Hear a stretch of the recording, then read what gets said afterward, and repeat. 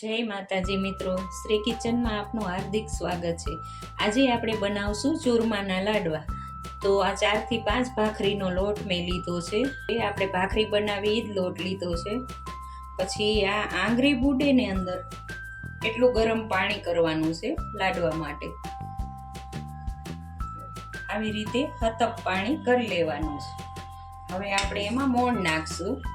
મોણ થોડુંક વધારે પ્રમાણમાં નાખવાનું, જેથી લાડવા કાચા ન રહે।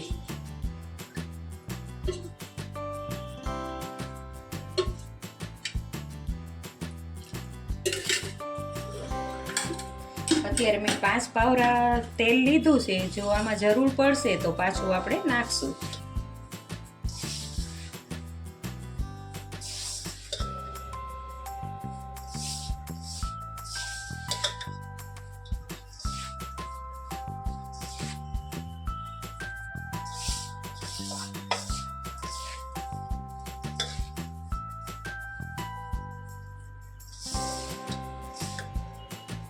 હજી આમ મુઠિયા નથી વળતા, એટલે આપણે એમાં તેલ થોડુંક નાખવાનું છે। પૂરું તેલ નાખશો તો કાચા નહીં રહે મુઠિયા।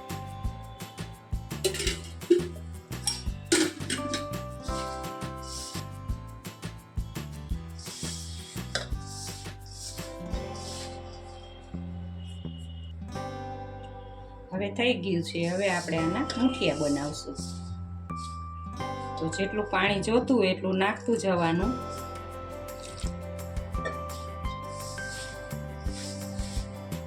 બહુ ઢીલું નથી કરી નાખવાનું।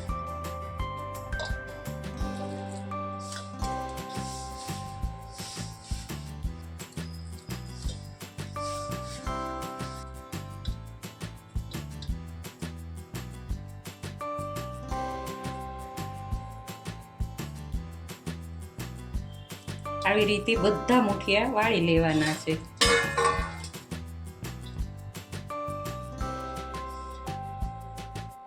તો જો હવે આપણા મુઠિયા બનીને તૈયાર છે, અને હવે તેલ પણ તરવા માટે આપણે રાખી દીધું છે। તો હવે આપણે મુઠિયા તળી લેશું।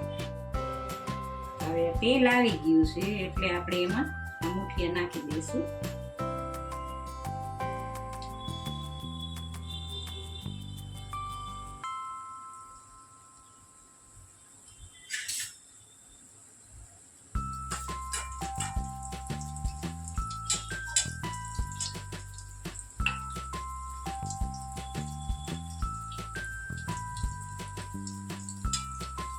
તો જો હવે આપણા લાડવાના મુઠિયા તળાઈ ગયા છે।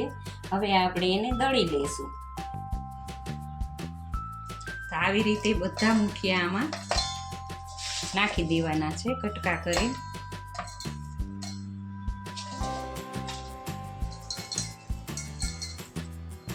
બે વાર થશે એટલે હવે આને આપણે દળી લઈશું।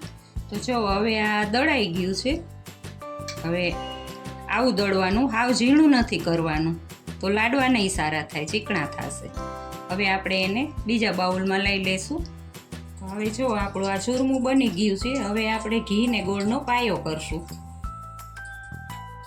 હવે આ ઘી ગરમ મૂક્યું છે, એમાં ગોળ નાખશું આપણે।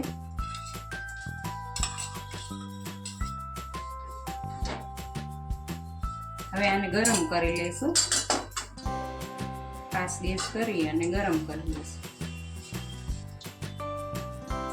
એક અડધું છાલિયું ઘી લીધું છે, અને એનાથી નહીં તે ઓછો ગોળ લીધો છે આપણે। અને ઘીની જરૂર પડે તો તમે નાખી શકો છો લાડવા બનાવવા ટાણે।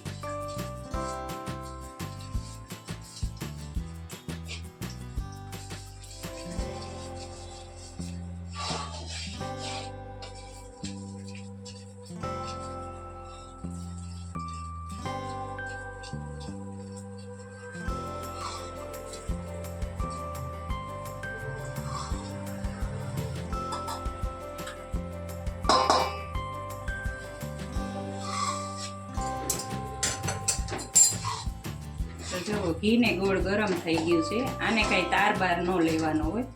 અને હવે આ ચૂરમું છે એ નાખશું આપણે અંદર,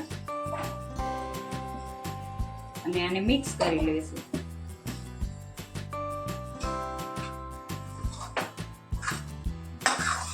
તો જો હવે સરસ મિક્સ થઈ ગયું છે. હવે આપણે ગેસ બંધ કરી અને આને નીચે ઉતારી લઈશું. હવે આપણે આ પહેલા કિસમિસ નાખશું, પછી આ ડ્રાય ફ્રૂટ છે એ નાખશું, કાજુ બદામ, ખમણેલું ટોપરું નાખશું. જેટલું તમારે નાખવું એટલું નાખવાનું. મેં અત્યારે અડધી વાટકી નાખી છે. આ જાયફળ છે એને ખમણીને લેવાનું છે, એ નાખશું. ખસખસ છે એ આપણે લાડવાને ચોપડવાની છે ઉપર. હવે આને મિક્સ કરી લેવાનું બધું.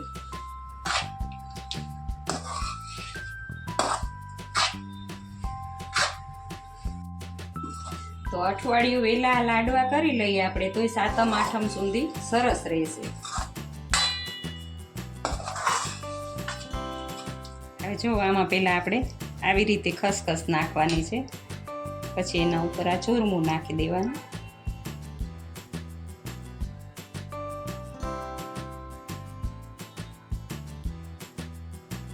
હવે એને આવી રીતે થાળીમાં નાખી દેવાનું. આવી રીતે બધા લાડવા આપણે બનાવી લઈશું. તો જો હવે ટેસ્ટી એવા ચૂરમાના લાડવા બનીને તૈયાર છે. વિડીયો ગમ્યો હોય તો લાઈક, શેર ને સબસ્ક્રાઈબ કરવાનું ભૂલતા નહીં.